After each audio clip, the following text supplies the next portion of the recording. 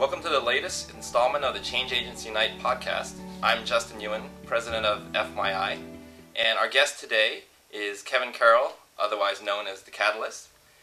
Kevin is an accomplished author, rules of the red rubber ball right here, international speaker, business consultant, and most importantly, an inspiration to me for becoming a change agent. And he conceived of the Human Energy tagline that we use at FMYI, powered by Human Energy. So we're eternally grateful to you for that, Kevin. So. Didn't know we were doing that back when we were sitting in that brainstorming and working on that project. It's great that energy from that moment and that gathering has helped to propel you all to what you're doing now and your success. So good on you, man. That's good stuff. I wanted to give credit where credit is due. Exactly. Just make sure I get my residuals, they say in the biz, right? It's like, where my royalty checks at? No, good stuff, man.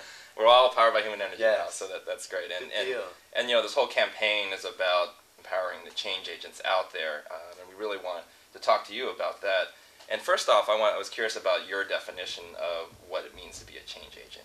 You know, I think change agents really, you know, the whole term catalyst, and when I captured that, the energy behind that was really just looking at the fact that we all have the ability to be an excitatory agent, to amplify something, to move something forward, but we have to know what our gift and talent is that we're going to be sharing so that it can assist in moving something forward.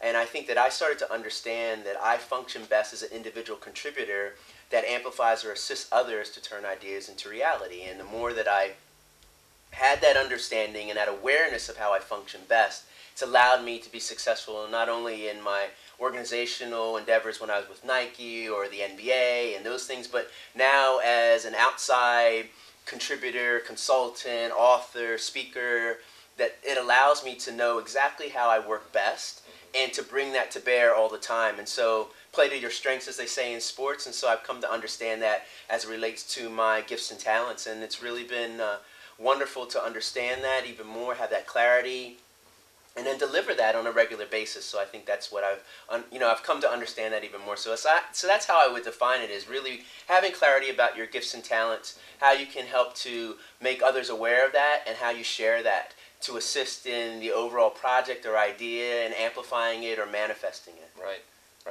And I mean, throughout your life, you've accomplished some amazing things, surmounted challenges along the way, and I'm just curious to hear a little bit about that story, and also how some key moments have contributed to you becoming the catalyst and a change agent. So, I mean, as a child, Cliff Notes version of my journey and stuff, I just always let people know that, you know, circumstances never dictate someone's destiny, and that anything is possible, and we can rise above all kinds of suffering. And so we had a challenging childhood because of my parents and their addictions, but my grandparents came to our rescue but really couldn't raise us, so we had to find our own encouragers, our own network of people to assist us in turning our ideas, our dreams into reality. And a playground became this destination for me where I met all kinds of encouragers and people who were fantastic individuals that assisted me. And in doing so, sports became this wonderful catalyst for me in my journey. But it also allowed me to recognize other gifts and talents that I had. And because of a ball, I like to tell people a ball changed my life, a ball saved my life. And so in doing so, sport and play became at the epicenter of my journey. And it allowed me to do things that lots of people said were never going to be possible. So because of sport and play, I got a bachelor's degree, a master's degree, worked at the high school level as an athletic trainer, got a chance to work at the professional level in the NBA as a head athletic trainer for my hometown team, the Philadelphia 76ers. So growing up in Philly, it was really a wonderful moment for me to get a chance to do that. But then Nike came calling, and I ended up moving out here to Portland, Oregon in '97, creating the role of Catalyst within Nike, and staying there nearly 8 years as someone who assisted others in turning ideas and dreams into reality.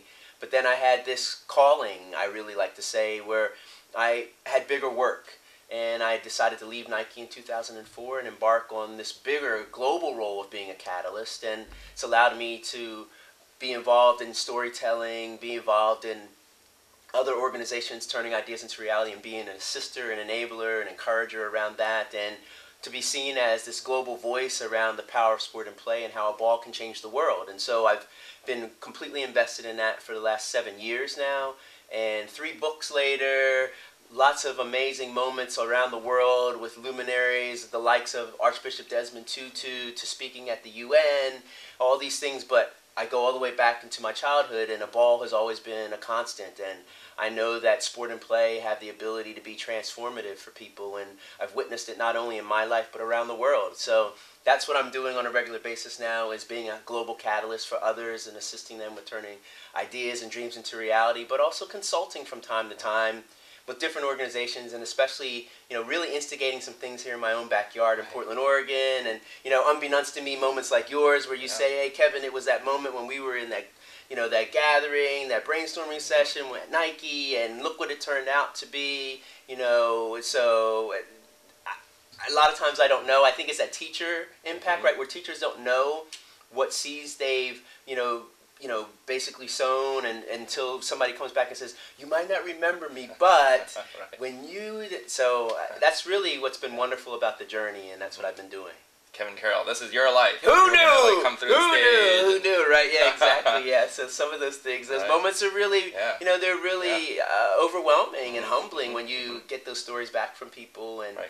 and it really makes me take pause and pay attention that your words mean a lot to people, and so to really be mindful of the words you're sharing and the advice that you're giving and how you're mentoring people and how you're sharing your knowledge. And so I take that very seriously, and I know that it's part of my calling, and it's part of who I am at my core. And so I always tell people I'm about three things: a ball, a book, and betterment.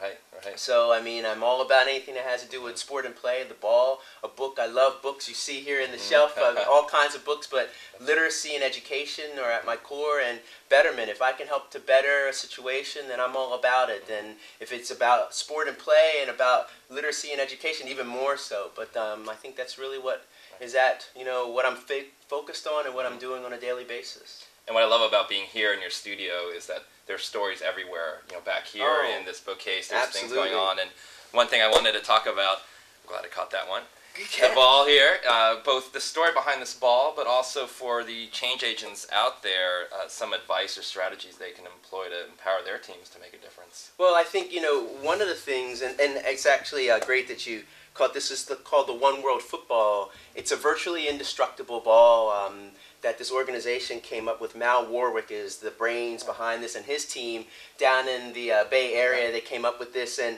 they realized that, many times this is the ball that you're getting in many communities, right? It's a trash bag ball that's bound with whatever they have available. This actually is bound with tire rubber. Wow. And so it's a genius ball. It's actually from Uganda. And that's what they're playing with. Well, the terrain destroys a ball like that very quickly. So they said, well, how can we ensure that they have something to play with on a regular basis, so that we know, the ball is not just about the sport. The ball is about, figuratively, a chasing something, chasing an opportunity, going after something that might shift your circumstances and what you're dealing with. So they came up with this design and the materials, and so the One World Football, which is great, is buy one and donate one.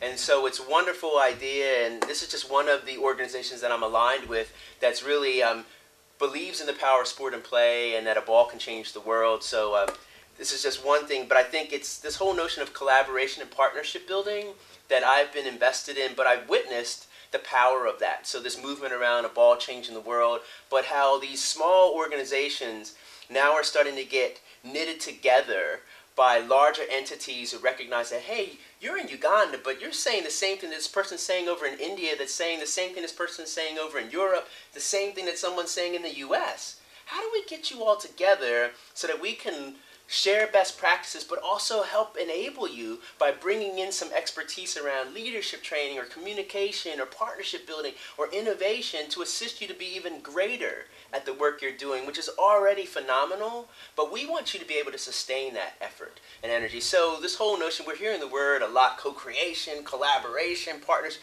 but whatever it is, it's about recognizing you can't do it alone. Right? And you need to be reaching out to others to assist you in the thing that you know is a development opportunity for you. So you also, one of those things, right, you got to play to your strengths. If I don't have that strength, then how do I get better, or how do I include others? How do I stop behaving in this exclusivity, my idea, nobody else, no, and be more of an abundance open to ideas, inviting others to join in. You never know who could be a catalyst, a change agent for the way that you behave or function as a business. So this is a great example of an organization that had this great idea, is doing that, but now they've been included in the broader movement. I met them actually at Beyond Sport event in Chicago last fall. And that's this beautiful global gathering of human catalysts, individuals who are using a ball to change the world. And so it's this global network of social change agents that are using sport and play as a transformative tool for communities all over the world. So it's a great example of that whole notion of collaboration, partnership building, inclusion versus exclusivity. And I think that's a key thing right now that we need to be open to. It's that whole notion of hugger versus boxer. Right? So a boxer has their hands clenched and nothing can get in, and a hugger chooses to be vulnerable, their arms are open. Right? It's a very different stance. Your business could have that same stance of being open and vulnerable, transparent, welcoming, because you never know, hence your business, right, who could be a catalyst for you. Absolutely. Yeah, it's the me and the we. No doubt, right? Yeah, no doubt. No doubt. And as you're going about in different communities, different events, speaking at TED conferences and all that, what are some of the emergent trends that give you hope about how people are collaborating, how people are working with one another? What gives you a smile on your face as you think about how things are changing in the world in terms of collaboration? Well, I think that just people, that willingness, right, and also the recognition we can't do it alone, right, and because we live in this beautiful world that's flat now moment, right, where there's access to so much information, but also to entities and organizations, and as my grandmother said, a closed mouth don't get fed. So open up your mouth and let people know that you want to connect, or you never know. Right? And you think, oh, that's no way they'll ever want to work with me. And you have no idea that this organization or some large entity would be willing to partner with you because maybe what you're doing is compelling or someone has a personal interest in it. So I think the ability to reach out and the willingness to do that and to live in abundance and not to live in the scarcity, that's been amazing to watch. Some large entities, but also small organizations recognizing we need to have courage. And we need to work in this courageous manner, right? That we got to put it out there and we got to let people know that we want to collaborate. We've got something that's of value. We think it would be valuable for you to learn from us, even though we're a small entity. And the big businesses recognizing, gosh, we can learn from so many people and we've got some things that they could benefit from. So this ability to co-create, this coming together, this wonderful mashups, right? These beautiful mashups, if you will, of unlikely,